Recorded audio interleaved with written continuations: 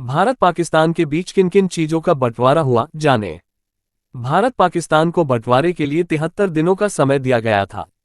इस बंटवारे में कैश, चल संपत्ति, रेल, सड़क, नदी, सेना तक का बंटवारा हुआ था।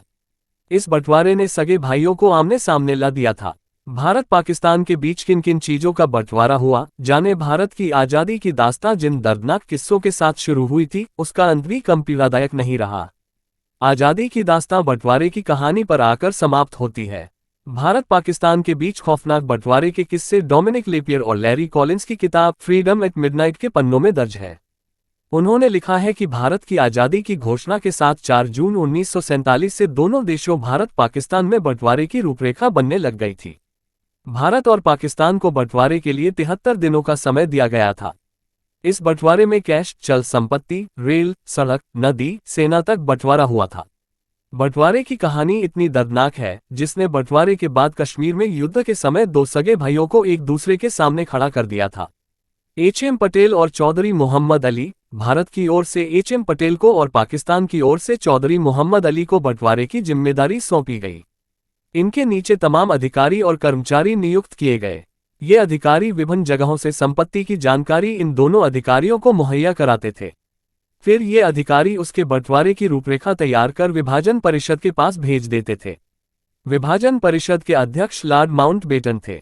इतिहास में दर्ज कहानी के अनुसार एच.एम. पटेल और चौधरी मोहम्मद अली के बीच भारत में जमा कैश को लेकर इतना झगड़ा बढ़ गया था कि अंत में दोनों को सरदार पटेल के घर में एक कमरे में तब तक बंद रखा गया, जब ये लोग एक निष्कर्ष पर नहीं आए। इस पर बनी सहमति। अंत में दोनों अधिकारियों के बीच इस बात पर सहमति बनी कि भारतीय बैंकों में जमा कैश और अंग्रेजों से मिलने वाली राशि में से भारत 17.5% पाकिस्तान को दिया जाएगा। इसके बदले में पाकिस्तान को भारत का 17.5% कर्ज चुकाना होगा। इसके पहले देश के नाम को लेकर भी विवाद की स्थिति उत्पन्न हुई थी। कांग्रेस ने देश का नाम हिंदुस्तान रखने से मना कर दिया था।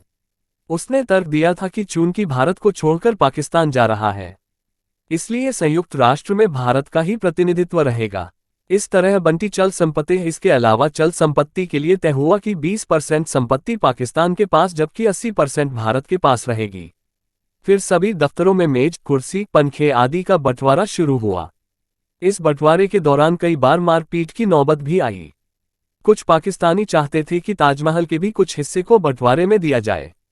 वहीं भारत की ओर से यह मांग उठी थी कि सिंधु नदी जिसके किनारे बैठकर वेद आदि लिखे गए, उसे पाकिस्तान में न जाने दिया जाए। सड़क और रेल का बंटवारा। इस अकल्पनीय बंटवारे के दौरान 18,077 मील सड़क में से 4,913 मील सड़क पाकिस्तान के हिस्से में गईं, जबकि 26,421 किलोमीटर रेल ट्रैक में से 7,112 किलोमीटर रेल मार्ग पाकिस्तान के साथ चला गया। इतना ही नहीं, लाइब्रेरी में रखी किताबों का भी बंटवारा किया गया, जिसमें से इंसाइक्लोपीडिया का पहला भाग भारत, दूसरा भाग पाकिस्तान और फिर तीसरा भाग भारत के हिस्से में आया। शब्दकोश के पन्ने फाड़कर आधे आधे दोनों देशों के हिस्से में बांट दिए गए। खुफिया एजेंसी ने कर दिया इनकार। भारत की गुप्तचर एजेंसी ने इस बंटवारे से साफ इनकार दिया था। उनके अधिकारियों का साफ तौर पर कहना था कि न हम में से कोई पाकिस्तान जाएगा और न ही यहां से कोई चीज ले जाने देंगे। उन्होंने ऑफिस की शाही तक देने से इनकार दिया था। इसी तरह भारत ने नोट छापने वाली मशीन प्रेस का भी बंटवारा करने से इनकार कर दिया था।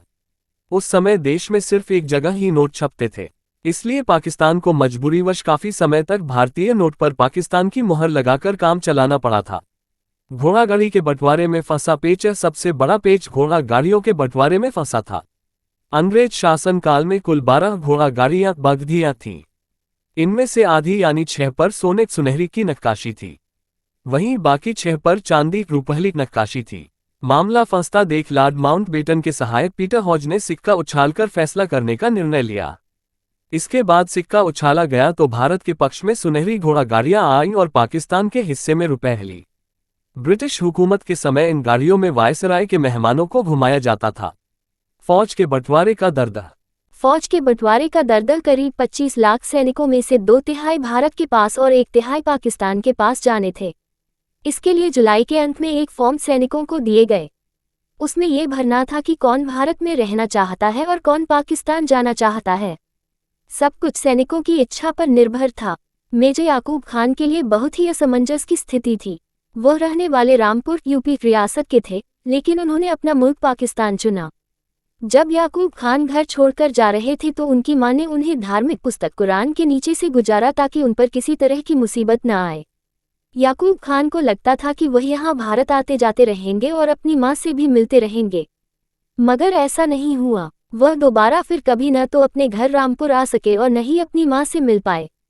जब जंग में यूनुस खान से हुआ सामना, दिन, महीने, साल गुजर गए। फिर एक ऐसा वक्त भी आया जब याकूब खान की तैनाती कश्मीर में युद्ध के हालात में हुई। वहां बॉर्डर पर भारतीय सेना की गढ़वाल रेजिमेंट तैनात थी।